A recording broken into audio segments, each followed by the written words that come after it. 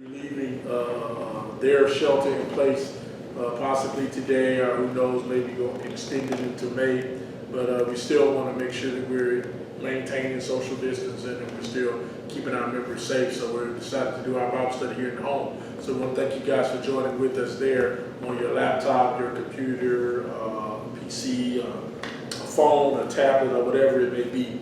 We always ask that you share the broadcast out, and also we want to just put a reminder to you to like our Facebook page, Eternal Purpose Fellowship, and also you can visit us on the World Wide Web at eternalpurposefellowship.com. There you can listen to messages online. You can find out a little bit more about the ministry. It's eternalpurposefellowship.com. We also have a YouTube page, Eternal Purpose Fellowship, so we want to encourage you guys to visit us in those areas as well. Well, we're coming up to our last sort of messages, if you will, centered around the current situation that's been going on. And again, I always have to preface that we're not necessarily talking about the coronavirus itself, so we're not here talking about that. We're leaving that to the officials and different experts to talk about the actual disease itself. We're just using it as a springboard to kind of talk about where the world is headed. I think it's a good opportunity to preach about where the world is headed. We always have to remember when we talk about the gospel of Jesus Christ, or the good news of Christ, we're talking about the good news of his death, burial, resurrection, and also his coming. So anytime that we're talking about any one of those subjects, whether it's talking about the death of Christ, the resurrection of Jesus Christ, the free gift of salvation that is offered only in him, and we also can talk about his return, because that is also a product of the gospel as well. The good news is that Jesus will return, and that when he returns, he will set up his earthly kingdom, the true one world government, the true one world religion, and the true one world economy will be set up by Jesus Christ. And so that's where we know things are headed. And so, well, we've stated that this virus, if you will, or the conditions surrounding it, when you think about everything that's going on with it, we're talking about it in the sense of this being the beginning of sorrows, or the beginning of the birth pains. In no way, and I want to make sure that we clear this up if anybody was thinking this, this COVID-19, this isn't some apocalyptic judgment of God. This isn't God judging the land. This isn't any of the pandemics or the pestilences of Revelation. This is none of that, because of those, the scale is going to be much, much larger if you go study the book of Revelation. And always we know that anytime that God sends judgment, it's not going to be a couple of hundred people. It's not going to be a couple of thousand people. Remember, God drowned the entire world and only saved 8 souls in the drowning and the flood. During the Sodom and Gomorrah, the 5 cities of the plain were overthrown with when it says that God rained down fire and brimstone from heaven. In the book of Revelation, we see that practically over 2/3 of the population, 1/3 at the beginning, 1/4 at the second half of the tribulation, will be killed during the tribulation period. So when we see that type of judgment coming from God, it's always going to be on a cataclysmic level. It's not going to be a few here, a few there. No, it's not going to be like that. So this is in no way that. This is just sin in the world. It's just a product of fallen people living in a fallen world. And so when we look at this, that's why we're saying that it more or less falls in line with the beginning of sorrows. And so, like I said, we've been using this as a springboard to kind of talk about, well, where is the world headed? Well, we have mentioned so far that we know the world is headed to a one world government. And again, I've been coming at it from a biblical standpoint of not just talking about the one world government that's a false one world government that we know of during the tribulation by the Antichrist, but there is a true one world government coming through the person of Jesus Christ. In his return, Jesus will establish a one world government. He will be that government. Isaiah chapter 9 says, and the government shall be upon his shoulders.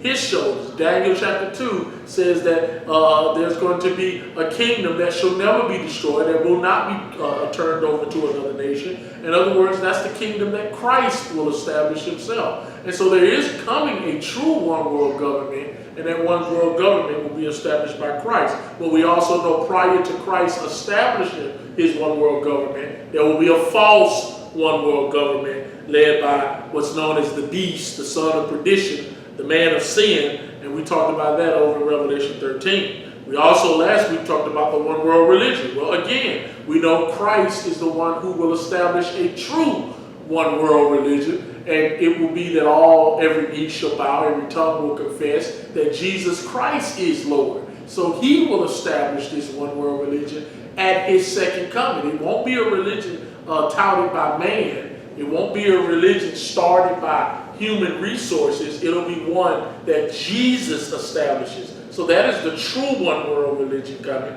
But we also talked about this false one that's going to take place during the tribulation by this charismatic one world leader and his sidekick known as the false prophet. So you can listen to those messages. They should be up on our YouTube page, and you can also find them on our Facebook page. Well, today we're going to dig into a little bit of the one world economy, which is the third leg of where we're going. And so we're going to deal with that on tonight. And so we said that there is coming a one world economy. And again, we're going to talk a little bit about how Christ is the one who is going to establish this one world economy when he sets up his kingdom during the millennial kingdom. But before that, guess what? There's always going to be a counterfeit one world economy. And so I want to look at that tonight. So before we do, though, let's look at a true biblical view of economics. Let's go to Ecclesiastes chapter 10. Ecclesiastes chapter 10, verse 19.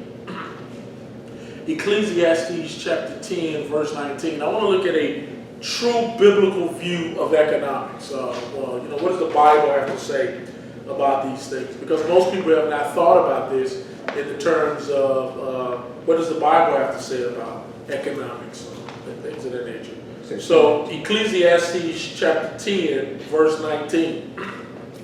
It says here, and remember I'm just reading it out of the ESV. It says, bread is for laughter, and wine gladdens life, and money answers all things. Now we know this scripture before, and most people, and I've even used it myself, to kind of put it out there. Well, the Bible says that money answers all things. But again, it's very important that we understand proper context. Context is so important. Remember, when you take the text out of its context, you're only left with a con. And so that's very important that you understand that. When it says that as a man thinketh in his heart, so is he. Well, you have people who say, well, see, automatically, man, as you think in your heart, so is he. But guess what? That's not even what the verse is talking about. The verse is saying how the wicked man thinks in his heart, so is he. That's literally what that's talking about. And it has it in context. But this one in Ecclesiastes as well has to be put in its proper context. So let me just give it to you like this. The attitude of the fallen, greedy human heart is this type of understanding that money answers all things. See, the fallen human heart, that is how it believes. This is not the perspective of God. Just jump up to verse 16. Jump up to verse 16. Let's look at verse 16. Ecclesiastes chapter 10, verse 16. And let's look at verse 17, 16 and 17. It says, woe to you, O land, when your king is a child. Right. And your princes feast in the morning. Now think about that. What is that talking about? Woe to you, O land, when your king is a child. What is that saying? Woe to you when your king is immature. Woe to you when your king is acting like a child, and your princes, they feast in the morning. Right. Most people, when do they feast? In the evening. These princes are feasting all the way to the morning. That's an all-night party. That's literally what it's saying. And then it says, happy are you, O land, when your king is the son of the nobility, and your princes feast at the proper time for strength and not for drunkenness. It says in verse 18, through sloth the roof sinks in, and through indolence the house leaks. Bread is made for laughter, wine gladdens life, and money answers all things. That's the context of the verse. Solomon here, because we know Solomon wrote the book of Ecclesiastes, is making a comparison and contrast between an immature and reckless ruler who feasts and parties and drinks for drunkenness, in comparison to a noble king that appoints feasts for celebration, and they do it at the proper time. Can y'all follow me? Mm-hmm. Like, in other words, it's a comparison that Solomon's making. The comparison is between the king that's like a child and the princes that just party all night, in comparison to the king that is from nobility and the king that feasts during proper time. Listen to this, guys. It says, the country, then it goes in verse 18, through sloth, the root sinks in. What is sloth? Laziness. Through laziness, still talking about the immature king. Remember, it's a compare and contrast. He's saying through laziness, the roof sinks in, you're not taking care of stuff. Through indolence, the house leaks. You're not taking care of maintaining the house. The idea is what? Bread is for laughter. Wine gladdens life. Oh, and money answers all things. See, the key to this verse is understanding the context of it. What it's talking about is the immature king lives for pleasure and fun. He foolishly then believes that money is the answer for all things. Y'all follow that? In other words, the immature king, he lives for the pleasure. Right. He lives for the fun. That's what he does. And he believes, because that's why it says bread is for laughter. Bread isn't for laughter. It says here, what else is about? Wine is for gladdening life. In other words, no. And money answers all things. In other words, it's a contrast. It's not saying that the Bible is saying money answers all things, because we know it doesn't. Money doesn't answer all things. It doesn't answer all things. But here's the deal. The immature person believes that money answers everything. That if I just had more money, I would be okay.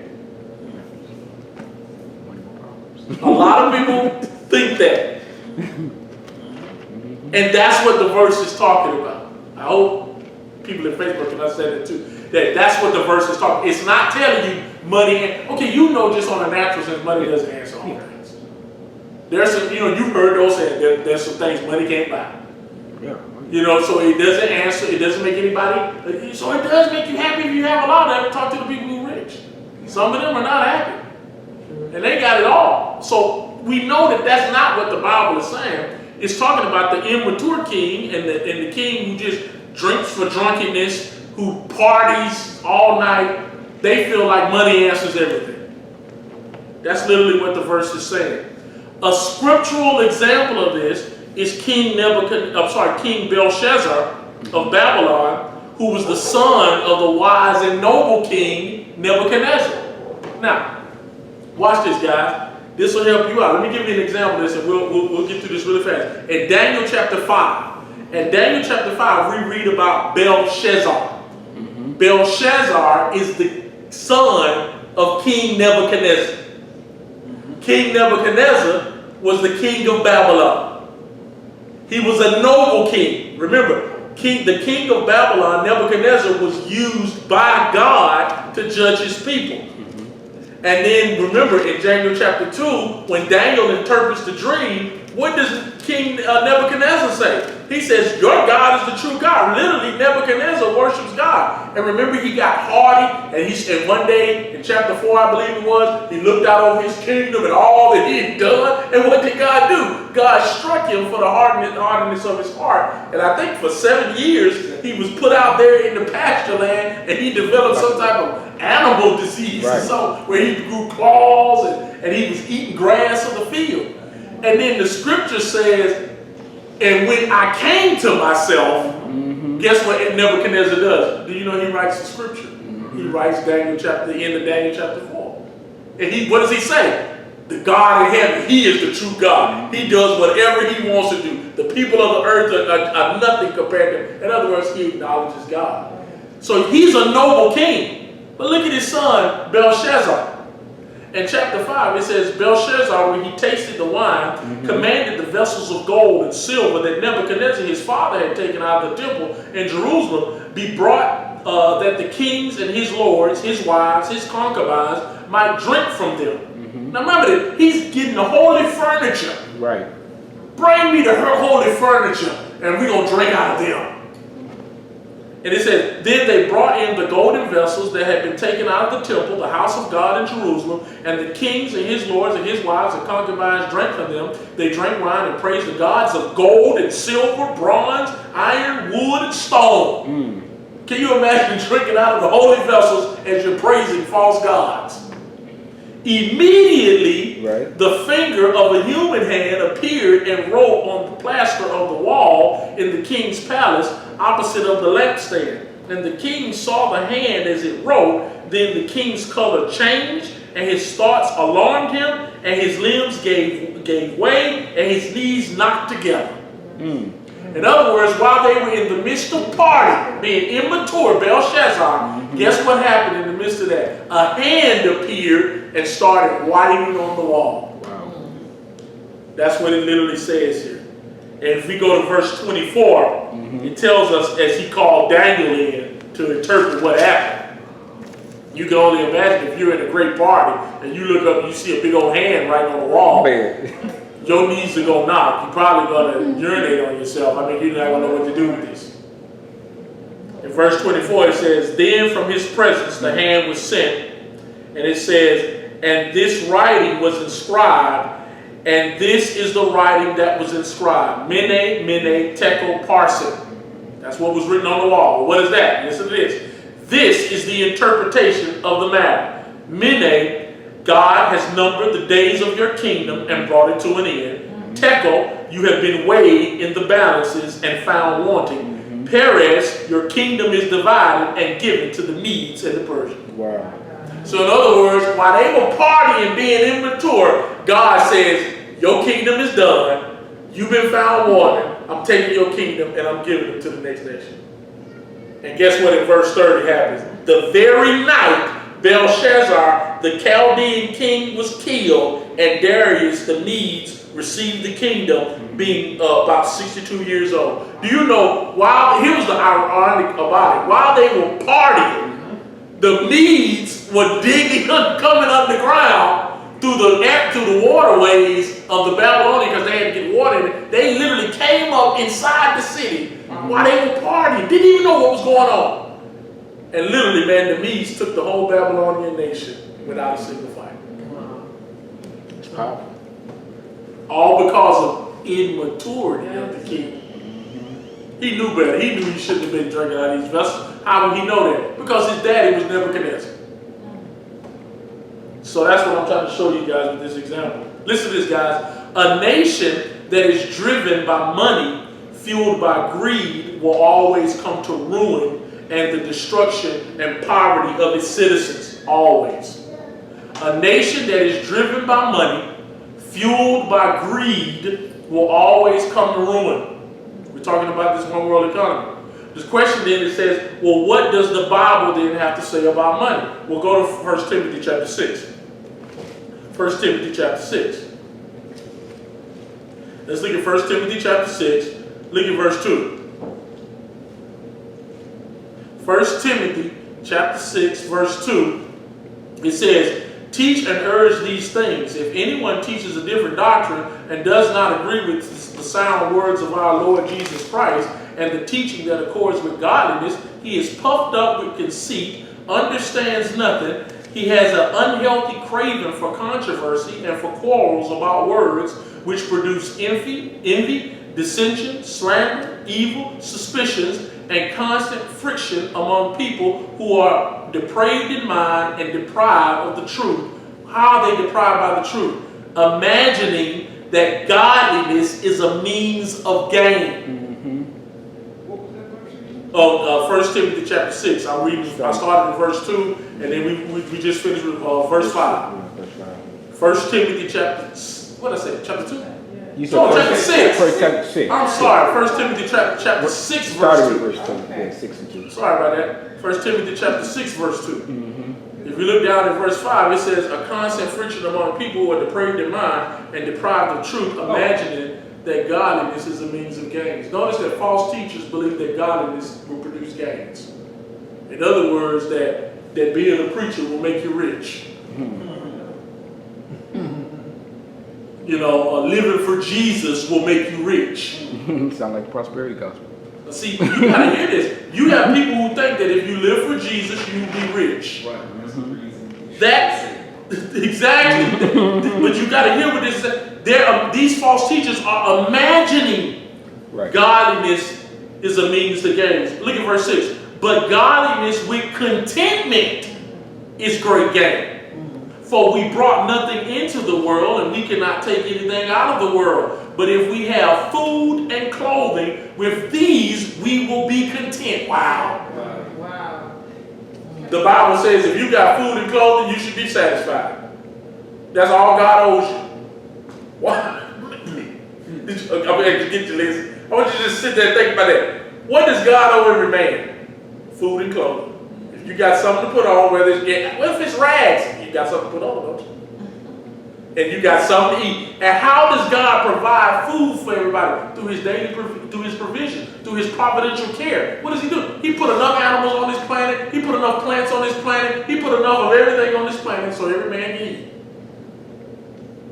We'll deal with that tonight when we talk about this economy, but that's something to think about. Go ahead. And I was going to say, this quarantine time has even proved that scripture as far as food and shelter, clothing, that's all you really need. Exactly. Honestly, because we can't go anywhere really. You can't, there is no entertainment out there. So just the fact that you have food to eat, you got clothes on your back, you got a roof over your head, those are honestly the That's it. essentials. And this time right now has truly proved that. And when you look at it, Lindsay, you can really look at this from a huge standpoint. These are the things that God owes you. Is this not what Jesus says in Matthew chapter 6? He says, take no thought for your life. What you shall what? Wear, what you shall eat, the shelter. In other words, God provides those things. He provides it not through miracles, but through his providential care. I mean, cars are luxury. Y'all do understand that. That's what I was about to say. Okay. And this dawned on me a few weeks back, and I told my wife, I said, we complicate life. Because, like you say, shelter, something to wear, and food. If you have those things, everything else we complicate by saying, okay, well, the clothes I wear, it needs to be this. The house I have, it needs to be this. The food I eat needs to be this. And you're like, does it really have to be? Or are you complicating now? You have to work extra to get this, this, and this. Because everything else that we have, think about it. Light, God gave you fire.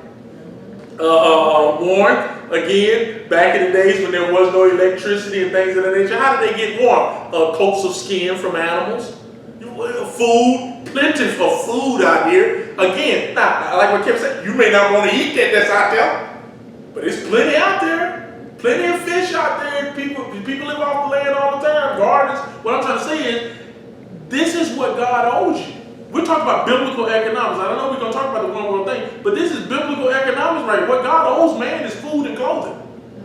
And I don't see nobody naked sitting here, and nobody comes to my church sitting naked, and we doggone look like we short of food. So I mean, so that's not even it. It says, but look at this.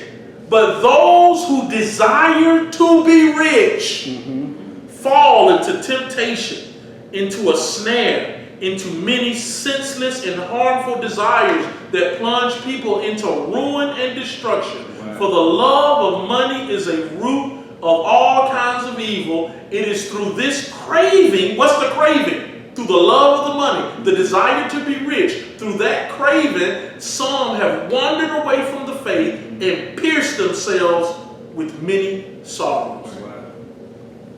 These verses are powerful in their application because they free us from the fallen inbred nature of greediness. Now, do you understand?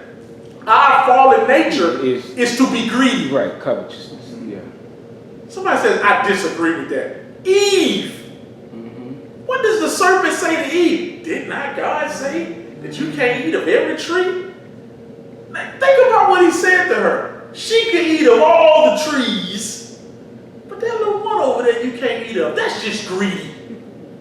I want all the trees. So our natural inclination is to be greedy. Well, what frees us from being greedy? When we understand that the one thing God owes us is food and raiment, and if we have that, we should be content. we should understand that when we have a desire, like Kim said, to get more of what I gotta get more of this, I want more of this, that's gonna lead to a life of sorrow. And I'm going to show you how it relates when we talk about this economy thing. Money does not answer all things, but it is the roots of all kinds of evil. And I looked that up. Most versions say all kinds of evil, and you have the King James says the love of money is the root of all evil. Literally, in its context there, it's not saying money is the root of evil. It's literally saying money is the root of all kinds of evil. Through money, man's evil can be fostered. That's a better picture of it. Through money, he can foster and amplify his evil. And it leads people away from the faith. Think about these prosperity crooks that get on television during the time of a COVID-19 and they're still soliciting money from people.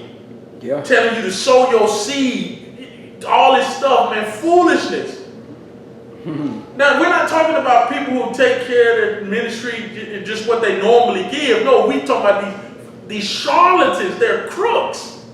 Because what literally, it's money, and they're erring from the faith. They depart from the faith because of it. You see, the power of money is that it is fueled by our greed. It's fueled by that greed. The problem is this. Listen to this. The problem is the human's heart is greedy. Okay, when I talk about the human heart, that's my heart. Mm-hmm. It's greedy. It's also operates in discontentment. Mm-hmm. Mm-hmm. Now you can take greed and discontentment. I'm greedy, I want more. I'm discontent, I don't have enough. Yeah. Mm-hmm. Think about the two, how they mix. And then what happens is the false answer my fallen heart gives me is that money will answer me. If I just got more money. If I just had a better job, if I just got a raise, if I just had more, I would be fine. That's a lie. That's a lie. That's a lie. Because godliness with contentment is a product of great gain. Knowing that God doesn't owe me anything and that God has given me, He's given me plenty of it. I mean, my God, man, I'm eating. You know, like Lindsay said, this is a type of quarantine, man. How many of you guys have missed a meal in the quarantine? Man, thank you, Jesus. How many have not had any toilet paper? How many have still had their lights on, their heat on? Come on, guys. If we really think about it, man, God doesn't owe us anything. He's already given us breath and life. I mean, what does He owe us? But we want more. Listen to this. Let me give you this. Alexander Titler, he was an 18th century historian, and he wrote extensively about democracy. Let me give you this picture. I want you to hear what he said about democracy. About a democracy. He wrote extensively about democracies. Y'all know what a democracy is. We live in a democracy. A democracy is a political, social, and economic philosophy on how to, manage a government. You have certain different ones. You have democracies. You have capitalism is one. You have a republic. Then you move over to dictatorships. You move over to totalitarian states and all these different things like that. But I want you to hear what Alexander Titler stated about democracy. He said, the people flatter themselves that they have sovereign power in a democracy. These are, in fact, words without meaning. It is true, they elected governors. But how are these elections brought about? In every instance of election, by the mass of the people, here's how they elect their governor. Listen to this.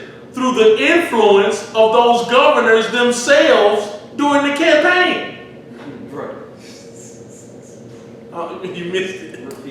In other words, I'm sovereign. I can vote for.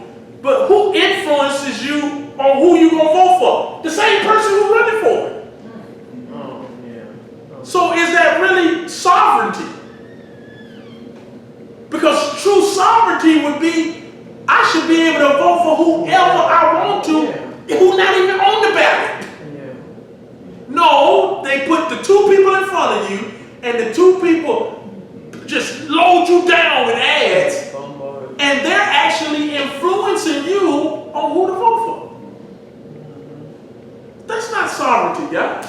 In other words, what Titler was saying is a democracy is really an illusion. Look at what else he says. He says a democracy is always temporary in nature. It simply cannot exist as a permanent form of government. A democracy will continue to exist up until the time the voters discover that they can vote themselves generous gifts from the public treasury. In other words, who's going to give me the most? From that moment on, the majority always votes for the candidate who promises the most benefits from the public treasury, with the result that every democracy will finally collapse, listen to this, in the 18th century due to a loose physical policy which is always followed by a dictatorship. Wow. Oh, wow. In other words, every democracy ends by a loose physical policy, a financial policy. They're really loose with them. Next thing you know, they end up declining. And guess what's the next thing that comes after a democracy? A dictatorship. Because we're in such bad shape financially, you need a single person to come on the scene with all the answers to help give you everything you need. And see, guys, we're sitting up here, man, we're taking our checks, we're getting all the free, you got Nancy Pelosi who's trying to pass a bill stating that, she wants what do they call it, mandatory income, what is it, a guaranteed income of a month, everybody gets some money, let's eradicate the bills, let's get rid of mortgage payments, let's get rid of this, let's get rid of that. All these things, again, I'm not telling you that if they haven't, you shouldn't take, that's not what I'm trying to say, but I want you to recognize what's really going on. No, it is the tale of a democracy. But watch this, Lindsay. Listen to what else he did. He gave what is famously known as the cycle of a democracy. He says the average age of the world's greatest civilizations from the beginning of history has been about 200 years. During those 200 years, these nations always progress through the following sequence. They go from bondage to spiritual faith, from spiritual faith to great courage, from courage to liberty, from liberty to abundance, from abundance to selfishness, from selfishness to complacency, from complacency to apathy, from apathy to dependence, and from dependency back into bondage. It's a cycle. Yep. So every nation that starts off with a democracy, they had great spiritual faith to charge the way. We want the people to be free. That's a God-given. Yeah, let's do that. And then they start off with great courage because it takes courage to do it. And then next thing you know, they get liberty. Then they get abundance. Guess what happens when you get abundance? You get complacent. Next thing you know, you get selfish. You get apathetic. And finally, guess what? It leads you right back down to bondage again. And if you look at this, guys, that's exactly what we're seeing the cycle of. Okay, look at this. This is the historic cycle of the kingdoms of the world. As each day passes, we come closer and closer to the coming of our Lord. And what this means is that we will continue to see major shifts in the global economy. The more control the governments of the world obtain through fear-based politics, the more money they need to operate. So the more control the government gets through fear-based politics, the more money they need to run this government. Okay, the bigger the government gets, the more money it needs in order to maintain itself. And again, guys, this isn't a Democrat or Republican, because the Republicans are just as crooked and nasty as immoral are the Democrats, because the Republicans are just as immoral. Y'all do realize that when you give a person two choices, that's really not a choice. Not really. Y'all do understand that? And especially when you find out that the two parties all are ran by the same one organization almost. I think that's amazing. So I think when we look at it, guys, the more control the governments of the world obtain through fear-based politics, the more money they need to operate. And the only place the government can get the money from is from the citizens of the government. Where do the government, anybody thought, where do governments get their money from? Me, you. That's what they do. Look at this. This is what socialism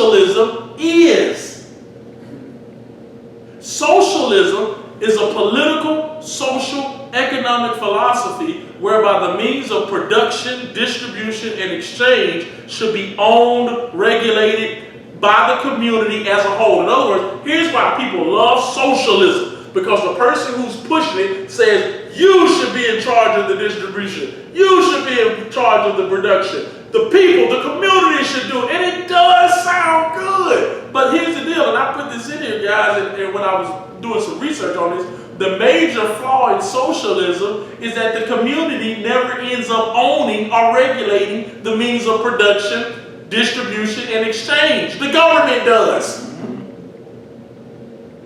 And watch this. Do you know what happens once the government owns all of that? You go to communism. That's why socialism is the twin to communism. Okay, socialism is the community owns it. Communism is the government owns it. Y'all get that? Okay, you saw what happened with the meat companies. I think it was over 12 meat companies were shutting down because of COVID-19. Well, the president used the Defense Production Act and signed an executive order commanding those privately owned companies to stay open. Now, somebody says, well, he should have done that. We need the meat. That's how it happens. Because those companies are privately owned. Meaning that if I privately own this company, I can do whatever I want to do with my company. But when the president can tell me I have to stay open, who's running the show?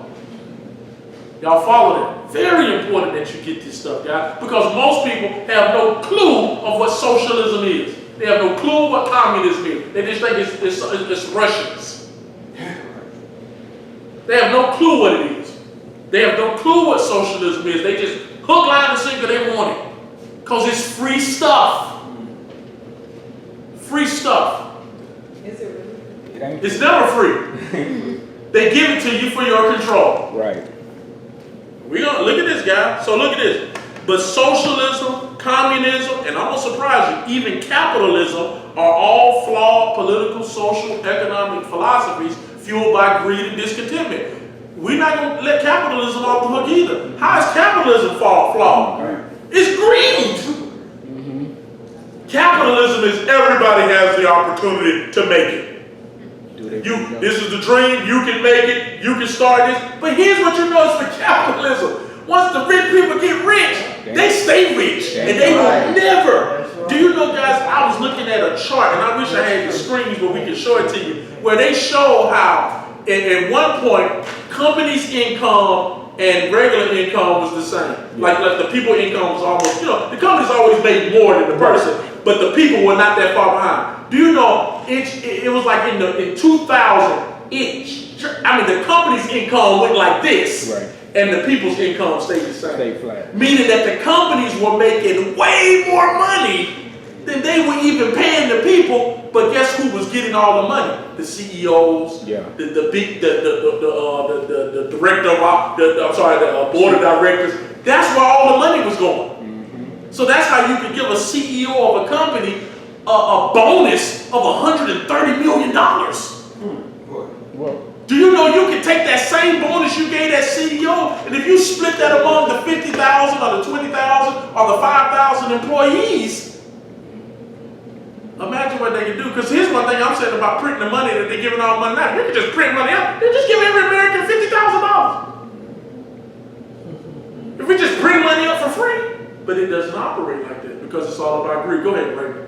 no, what I was going to say, that the idea behind that is, from the corporate standpoint, is that the thinking is that, well, we're paying for the leadership. The company would be amassing these record profits if it wasn't for the leadership. So the compensation of the CEO or COO board of directors is tied to the profit structure within the company hitting certain benchmarks, and so they kick the money back to the leadership. Even though it's really it's the people, the employees, that's doing the actual work. Yep. So and they're the ones making the company profit. They're making the company profit. The one who understands that, a monarchy.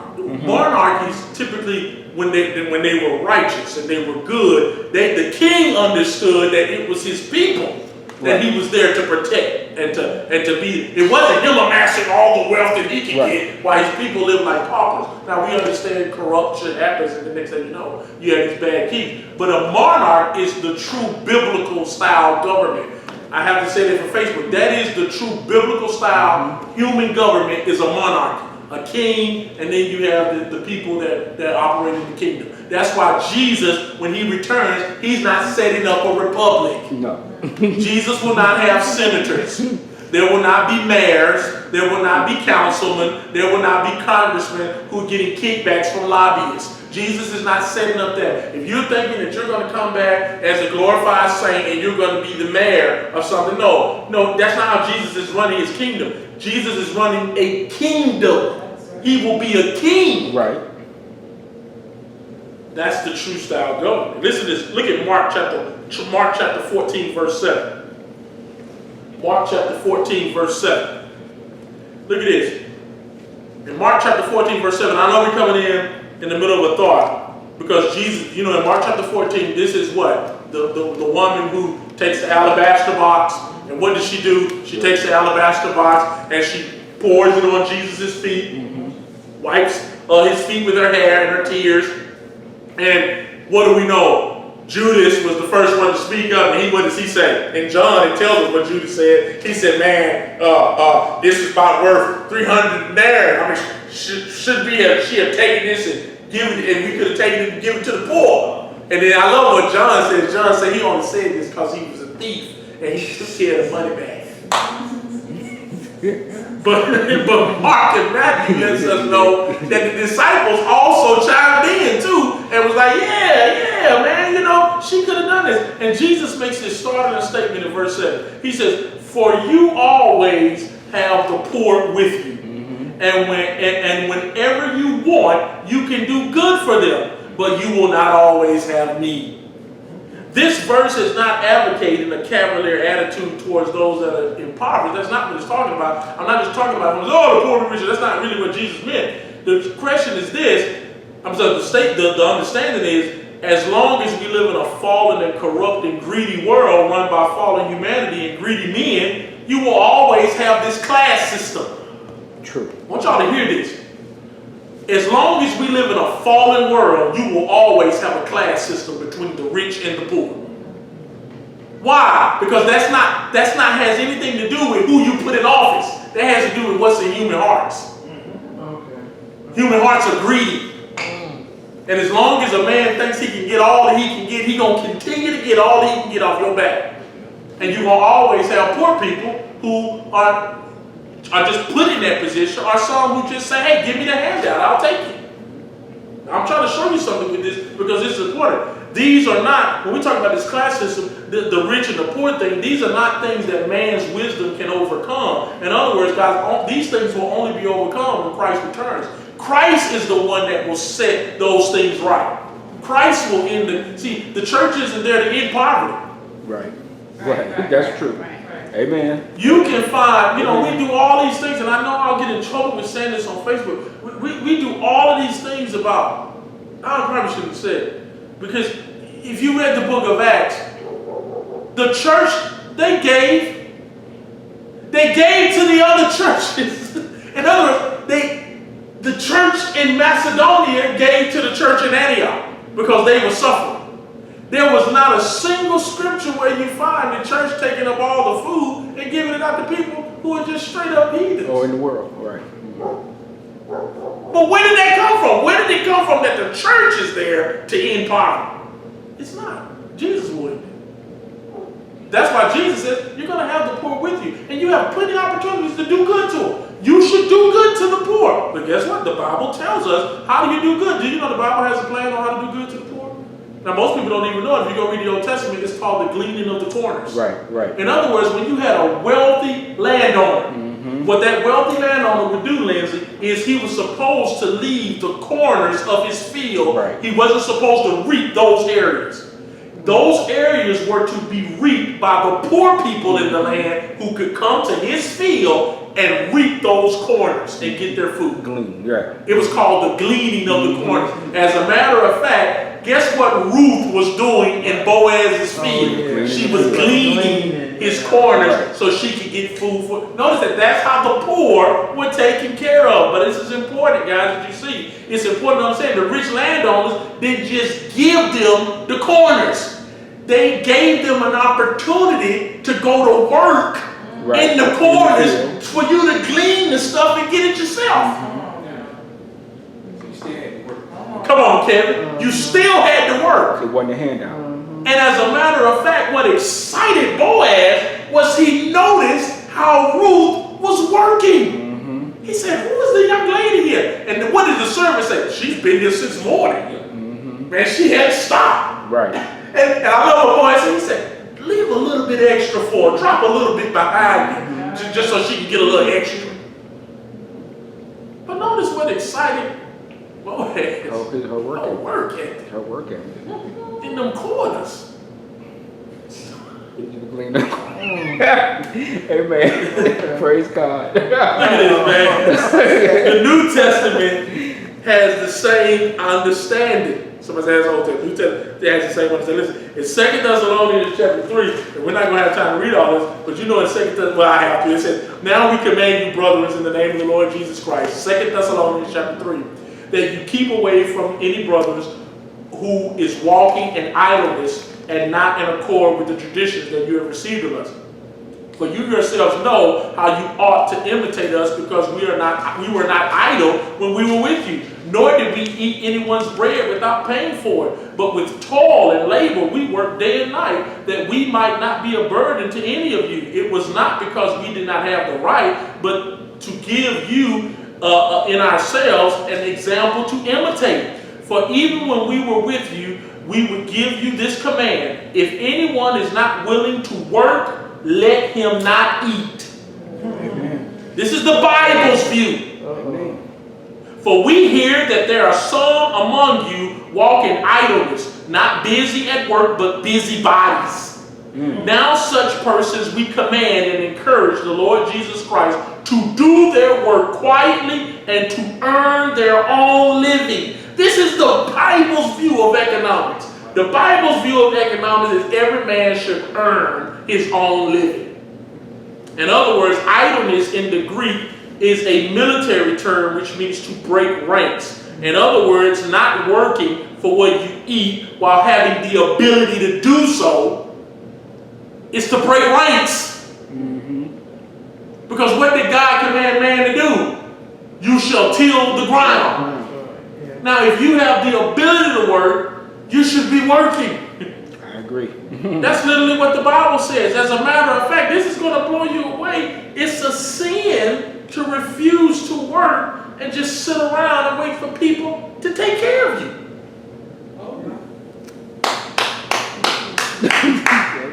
Amen.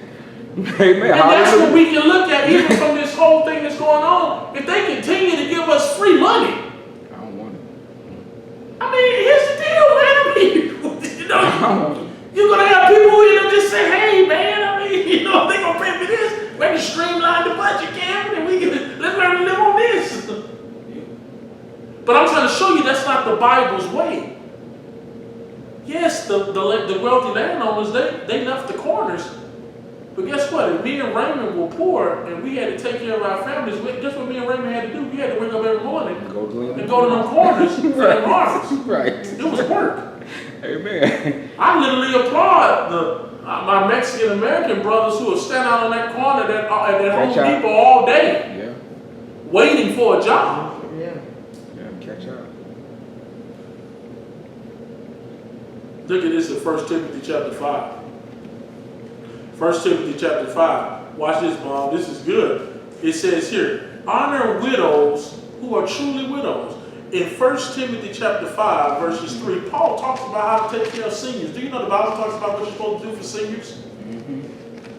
It says, but if a widow has children or grandchildren, let them first learn to show godliness to their own household and to make some return to their parents. In other words, it is up for every child to take care of their parents when they're older and they no longer can support themselves. Because I'm my mom's only son, it is only right that my mom is here. Right. Now, let's say mom just running over with money and she just want to live by herself, then no, you're not going to hate the mom for doing that. Right. But again, that's what Jesus, the role is. It's a beautiful cycle. Yes. The parents take care of the children when they're young. And then the cycle goes around to where now the children lovingly take care of the parents. So the Bible answers the question. For a true widow. Now, guess what Paul even told? He says, now for a young widow, they need to go remarry.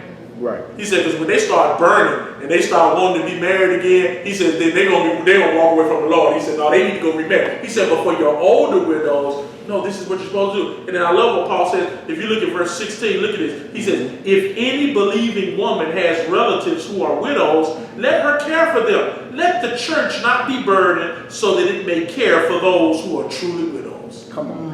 And who are the truly widows? The ones who don't have any. They don't have any kids. They don't have any family. Right. They have nobody to take care of them. Then the church is supposed to provide. But if the widow has kids that are alive, guess what? The children are supposed to do. It's the family is supposed to do it. Exactly, guys. Because look at what it says in verse 7. Command these things as well, so that they may be without reproach. But if anyone does not provide for his relatives, especially for the members of his household, he is denied the faith and is worse than an infidel. What verse is that? That was verse 8. 7 and 8. What this scripture is talking about, guys, is we're supposed to anticipate the needs of our family and then plan and make arrangements to meet them through God's providential care of his creation. That's what the Bible says. Y'all know what I'm talking about? We're supposed to anticipate the needs. You guys know, what does it do? I have a house with this. I have lights that's got to get paid. I anticipate that, and then I do what I need to do to meet those needs. That's literally what the Bible says. And the Bible says, if a man doesn't do that, he's worse than an unbeliever. If he knows he has bills to take care of, and he sits in the house and does nothing, and cries, plays video games, Right. smokes weed, Right. gets drunk, Right. does nothing, Right. and watches his wife walk out every day.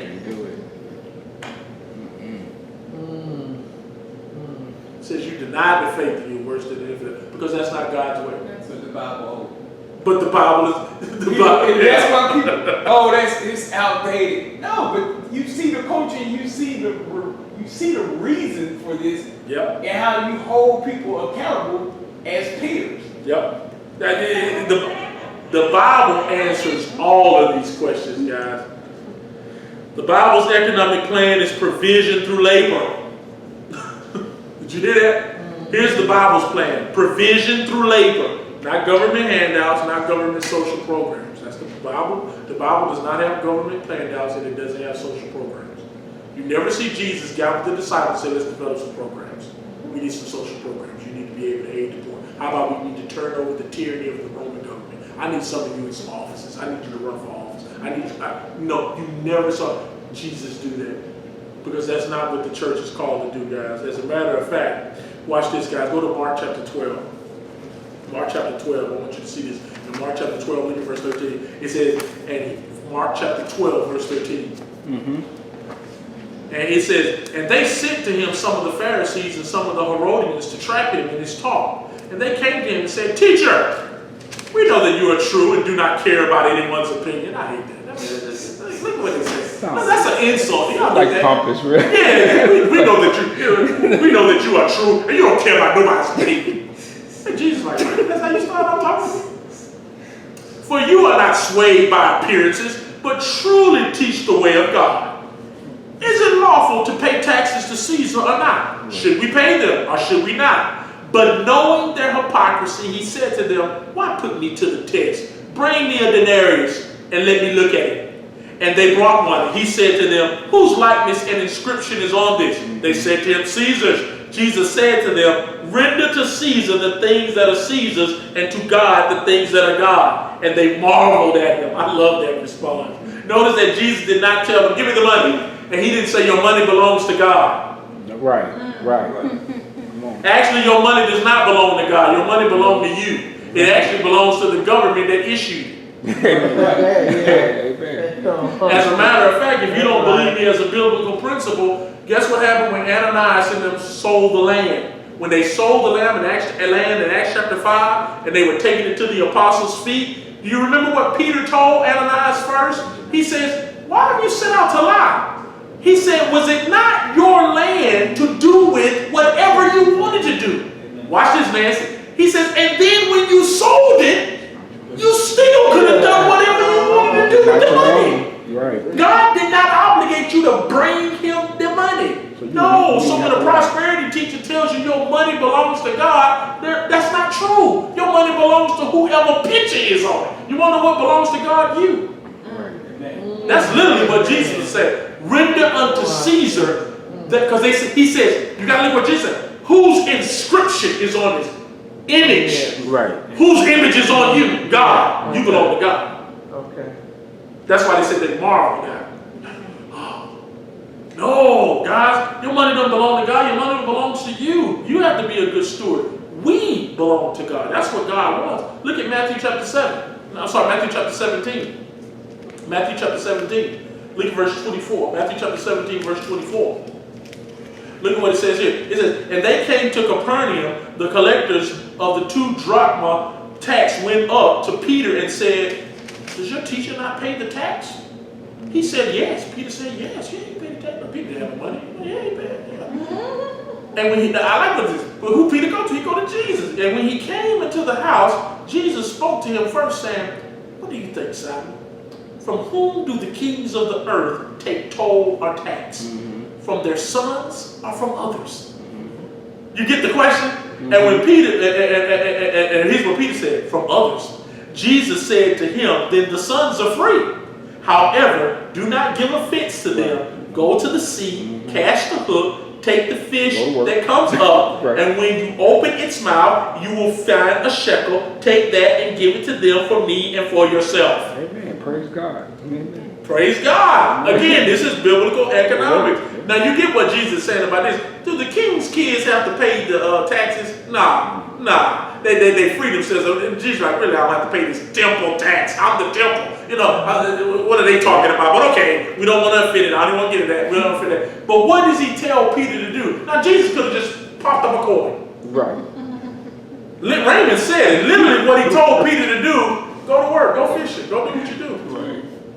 Throw your cast out there. Now here's the deal. Whether you believe that it was a coin in the fish's mouth when he caught it is irrelevant. Or did Peter go take the fish, sell it at the market and get the coin? That's irrelevant. The question is this. He went fishing to get it. He so did. That's what I want you to see. Whether or not Jesus made the coin appear or not, that's beside the point.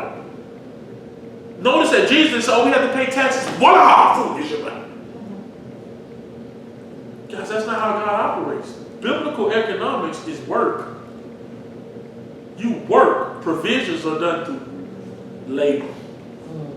So let me give you this as we end. When you think about this, guys, of this one world whole economy. Because this is the Bible's way of doing it.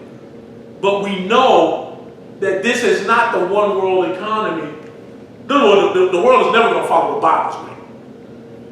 So we already got to come up with our own way. Yeah. And our way is greed. Listen to this. The most powerful organization in the world is what we'll look at just really quickly on this. They're really made up of 3 things. And I'll give them to you. First off, you have the International Monetary Fund, and you have the World Bank Group, the IMF, and the WBG. Listen to what one economist said. This is what one international banker said. Why buy a gun and rob? Turn the light on for He says, why buy a gun and rob someone when you could buy a bank and rob everyone? Oh, wow. Wow. Okay. What a statement by the banking elite. Why buy a gun when I can just rob one person? I just buy a bank and get everybody. The IMF and the WBG both were formed after World War II in 1945, 44-45. And they are two intergovernmental pillars supporting the structure of our world's economic and financial order. The reason why I want you to hear this is because we think that this one world economy can't ever happen. Baby, I'm here to show you it's already here. The World Bank Group serves as the global bank to finance economic development. The International Monetary Fund seeks to maintain orderly systems of payments and receipts between nations. In other words, the World Bank finances countries' projects. So if a country wants to build a waterway or a canal, they'll go to the World Bank to get along. If a country is distressed, they'll go to the IMF. That's how they both operate. Now, when you deal with the future mark of the beast in Revelation 13, you will discover that the final economic system of the beast kingdom during the last 3.5 years of the tribulation is one that encompasses the whole world. However, when we talk about the future false world economy on a global scale, we're dealing with economics on a macro scale. In other words, when you talk about a one world government, you're not, because see, when you think about, one world economy, you'll think that I'm saying that the government's going to control what you do with your money. No, can we do whatever you want to do with that money? The one world economy is not to control what you do with your money, it's to control with what the governments do with their money. That's the bigger angle here, guys. And the IMF and the WBG are the international banking syndicates that control the flow of money around the world on a global scale to the degree that most people are just not aware of. Now, I'm saying this for a reason. Most people don't even understand this. The international banking syndicate is not controlled by governments, nor do they answer to world leaders. In fact, it's just the opposite. But there is a third organization that hardly nobody, now Raymond probably knows about it because he's our banker. Now Raymond ain't no international banker. No, I'm not. but he does work for a big bank. So he knows this. There's a third organization that very few people have ever heard of. It's called the Bank for International Settlements. For what? The Bank for International Settlements. BIS.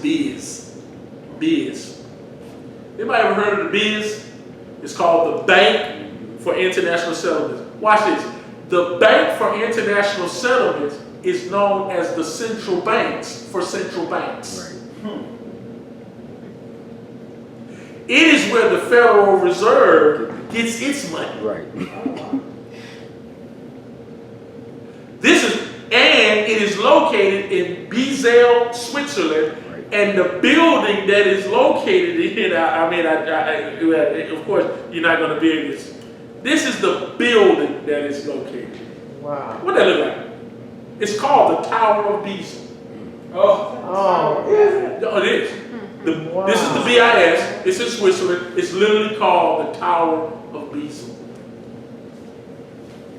That looks like the Tower of Babel. I was just, it sure does.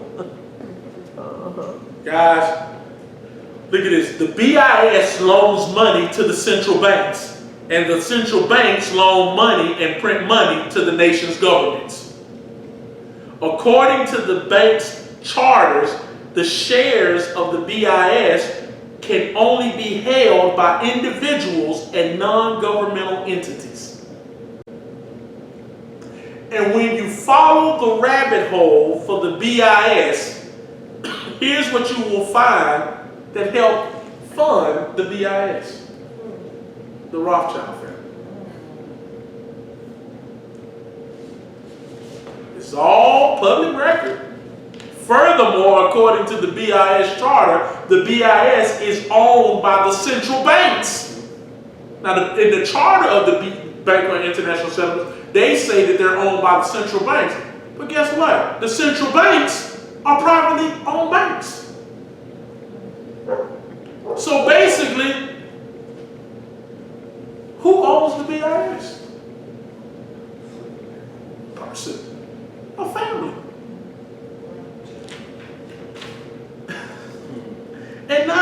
understand why Rothschild made that great comment.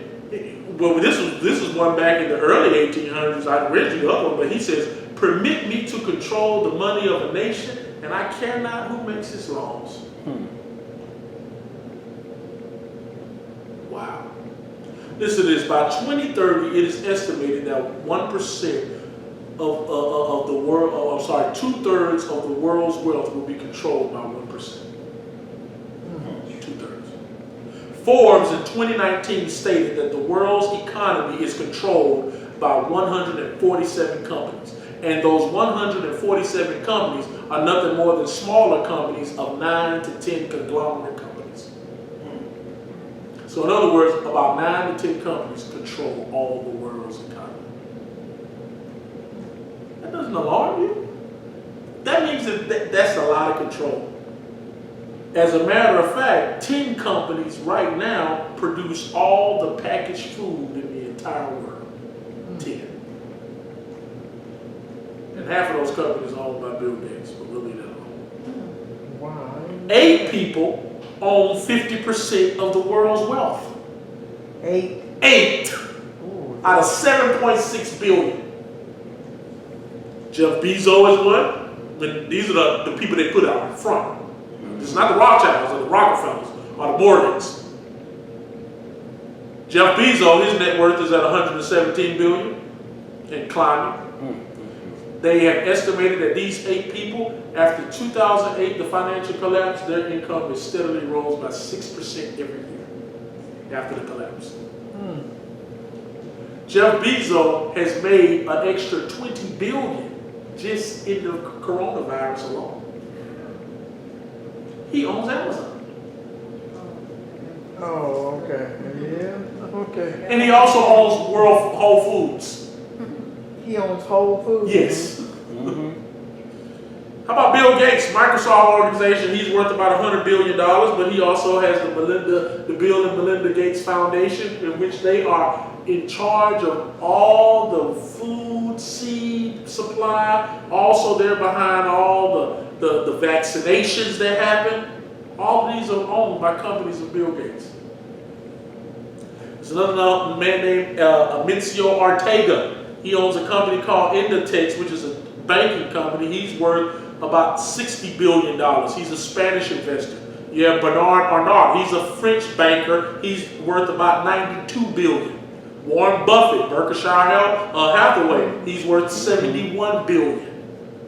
Carlos Slim, he owns Telemax, which is a telecommunication company, which is pretty much has his hand in all telecommunications. Yeah. He's worth about $63 billion. Larry Page, the founder of Google and Alphabet Inc., he owns about $58 billion. And then you have Larry Ellison, who is Oracle. If you throw in there Mark Zuckerberg and all of those people, guess what? 50% of the world's wealth. That's Facebook. Yeah. Those are the people who are seen. But when you throw in the Rothschilds, the Rockefellers, JP and JP Morgan, in 1918, John D. Rockefeller was worth about $3-something billion. In today's time, that money would be estimated to be about $300 billion. The Rothschilds' wealth is estimated anywhere between $500 trillion or more. Because the Rothschilds own every single central bank in the world. They have like 50% shares of all the central banks. Wow. They own 50% of the Federal Reserve, the Bank of England, the Bank of Switzerland, the Bank of Australia, every country. Let me give you this and then we close. This is going to blow you away when you think about this. Look at this, guys. When you think about this, here's what David Rockefeller said, who's a member of the Bilderberg Group. This is David Rockefeller. He says, "We are grateful to the media whose directors have attended our meetings and respected their promises of discretion for almost 40 years. It would not have been possible for us to develop our plan for the world if we had been subjugated to the life of publicity." So in other words, we thank the media for not ever talking about us. Notice that you never see a Rockefeller on Forbes list or the Rothschilds. Wow. Get this, guys, the top 100 of the top 1%. In other words, the top 1% of the top 1%, those are the true power makers. When you think about this one world economy. And here's how government garners its cash flow. They only can get it two ways. Number one, they get it through taxes. Number two, they get it through debt. Okay. Exactly, because they get it through taxes or they get it through debt. Debt is a money maker for bankers. Governments borrow money they need from the central banks to maintain and run their economies. The central banks borrow money they need from the Bank of International Settlements. The Bank of International Settlements is owned and governed by the top 1% of the top 1%. And that's made up of 13 family dynasties. Look at this, and then we're done. In 2000, there were 7 countries who did not have a central bank. Want to know who the 7 countries were? This was in 2000. The 7 countries that didn't have a central bank that the Rothschilds did not have a part in was Afghanistan, Iraq, Sudan, Libya, Cuba, North Korea, and Iran. Now, what this means is that these countries have not borrowed money from the banks to fund their governments. In 2003, however, that number dropped to 5. Guess what nations fell off the list? Afghanistan and Iraq. What happened in 2000? The Gulf War. Right. Oh, yeah, okay. 9/11 happened in 2001. We went to war with Iraq, but we were told that Afghanistan is where Osama bin Laden was. So you wage war with Afghanistan and Iraq, and guess what's in Iraq now? A central bank. Guess what's in Afghanistan now? A central bank. So now on the list is Sudan, Libya, Cuba, North Korea, and Iran. But guess what happened in 2011? The number is down to 3. And now the only nations that don't have a central bank is Cuba, North Korea, and Iran. And now in 2019, take Cuba off the list. Wow. So it's 2. Because guess what happened? In the Obama administration, you had the Benghazi thing that happened with Libya, all those countries in Egypt, all that stuff that was happening. Well, guess what? That took care of Sudan. Now we got a central bank there. Libya, you got rid of Gaddafi, so you got a central bank there. Oh, let's lift the embargo over Cuba. Now you got one there. The only countries you don't have a central bank with now is North Korea and Iran. We already know what's going on there. Kim Jong-un and Iran. And little do you know, those are the very nations that are told are the terrorists and the people who are just, we got to get them out of there. Oh, but we don't know what's going on with Kim Jong-un. And if that man dies, you better believe, give it a couple of years, it'll be a central bank in North Korea. And the only one left will be Iran. We don't have to worry about that because Israel will take care of that. Guys, if you don't think that this whole one world economy is here, then you're not waking up seeing this. There are only 3 sovereign cities that have no government, that have no governments that control them. It's 3. The Vatican, that's a sovereign territory. They control the religion. The city of London, did you know London is a sovereign city? It's not a part of Great Britain. And guess what? America. Guess what's the city we have that's not a part of the United States? Washington, D.C. And when you look at that, the Vatican controls the religion, London controls the finance, Washington is the military. And out from those 3 nations, or 3 sovereign territories, that's your one world economy. Because if I could go more and more in depth, they had a whistleblower who worked for the BIS, the Bank of International Settlement. She was a lady, she was a lawyer. And she said that this bank is being controlled and ran by wicked people. And it all flows a lot from the Federal Reserve. So when you go and look at this, guys, you already see that this whole one world economy is already here. This is not something that has to be waited upon. It's already here. And it's done in the shadow, but what we're finding out is in the book of Revelation, it will call come to light. So, well, we're going to end with tonight's message. I hope you heard something that piqued your interest. You can go do your own research on this. I encourage you to do this. Do your own research on all this stuff. Do not take my word for it. You just have to do a little digging, and you can find this information on credible websites as well, and good books about all of these things. This is not necessarily hidden information. It's what they call hidden in plain sight. And so I encourage you to do your own research. So until then, don't forget to join us on Sunday as we continue our series in Revelation, and join with us in Bible study on next week. We'll probably be back at the church on next Wednesday to do our Bible studies there. So until then, God bless.